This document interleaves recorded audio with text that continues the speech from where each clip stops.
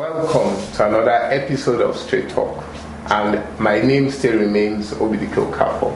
With me today on Straight Talk is the regional manager of Wechat in West Africa. His name is Idemudia, and we are going to talk about one of the most favorite topics of young people nowadays, which is how technology has affected the way young people communicate. Idemudia, what do you have to say about it? First of all, thank you for having me on your show. I think technology has come a long way. Back in the day, I recall when I was in boarding school, to communicate with my parents, I had to go queue at a NITEL booth to make a call. Today, every other child or young person has a phone. Probably they have two. So technology has changed. In addition to basic telecoms, you've got a lot of online services, social media, social platforms, messaging platforms that allow you to communicate instantly. So gone are the days where you need to just wait on a queue to make a call. Today, at any time you like, you can communicate with whoever you want. And it's exciting. I think it's an exciting era we are in. Now we have all these platforms for communication. How do you see it impact on young people, the way they are being influenced? So oftentimes you hear that we're in the information age, right? The cool thing, and I think I use the word cool, is that today communication is not one way. No. So back in the day, you had media just saying, oh, do this, do this, do this, or this is happening, this is happening, this is happening. Today, anyone can communicate to the world. So, and the cool thing is, it happens in an instant. So you don't have to wait for anything. So look at the past elections we just had. It was exciting. And one of the reasons why it was exciting was because communication was out immediately. And you're not just having communication from the government, from the regulators, or from the parties. You're having individuals engage, truly engage on a social platform. And you know what? That gives people the ability, especially the young people, to be more engaged in the process. And I think communications and technology generally has really helped this. Okay. You work for Wechat. Can you tell us what Wechat, how this platform is, what this platform is about? So Wechat is a social communication platform. At Wechat, we believe that messaging is at the heart of mobile. So up until now, we've been talking about mobile this, mobile that, mobile this. But think about it.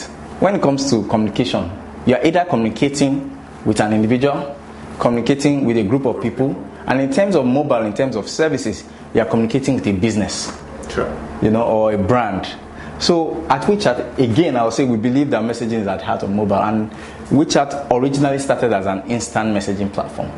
But Wechat has grown. It's such a robust system now that in addition to your standard instant messaging, you have other features like video calls. We have a very cool feature where people can connect to people around them. Its feature is called People Nearby. So imagine you're in this location and you've got people with Wechat in that location. You can see them and connect. Of course, the other party will need to accept, but it's interesting how you can connect with them.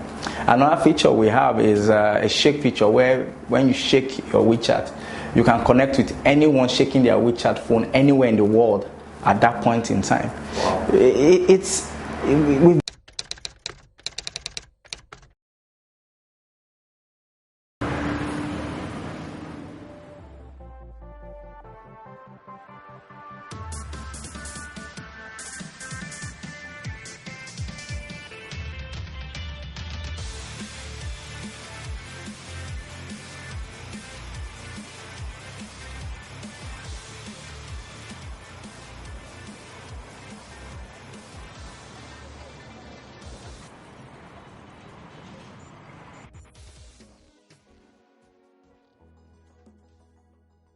today is on mobile. So what Wechat enables, and Wechat has an interesting feature called official accounts, allows you to have a mobile app within Wechat where you can reach out to your customers. It can do everything. everything. So people can discover your products and services. You can do transactions. You can send messages or notifications to them. We are working to integrate with the payment system so that you can actually buy from within WeChat. Today, on some unique official accounts like DSTV, you can actually pay your bills today. So, you know, and I speak to a lot of young people, and this is what they've been yearning for. And WeChat makes it possible. There are so many things you mentioned. Doesn't it sound expensive? Very good question. I get that every time. And the unique thing, in addition to being a robust platform that allows all this to happen, is that it's free. WeChat will not charge anyone for anything. WeChat is free. It is free. So it's free to download WeChat.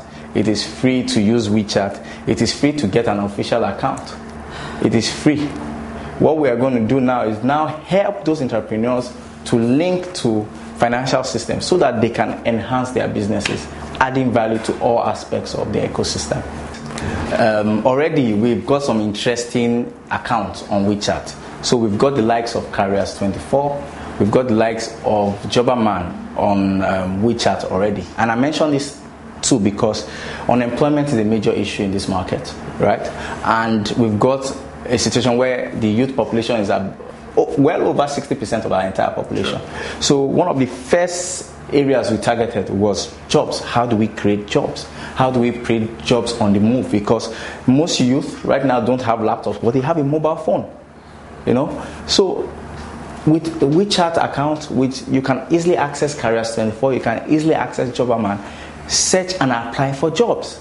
You can do this on the move. You don't need to go to they still have cyber cafes. You don't need to go to a cyber cafe anymore. You can do this on the move. There are more and more interesting things we're also doing. Also, we've linked up with some other partners, likes of OLX in Nigeria. So you can buy and sell your products directly from WeChat.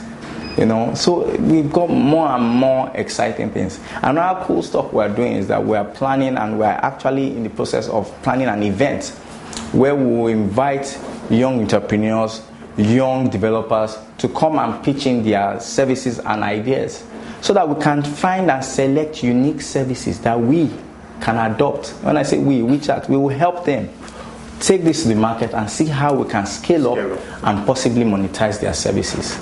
That is required in this market, and we'll make it happen. Okay, you've been mentioning how WeChat is free and how young people can get on the platform and grow.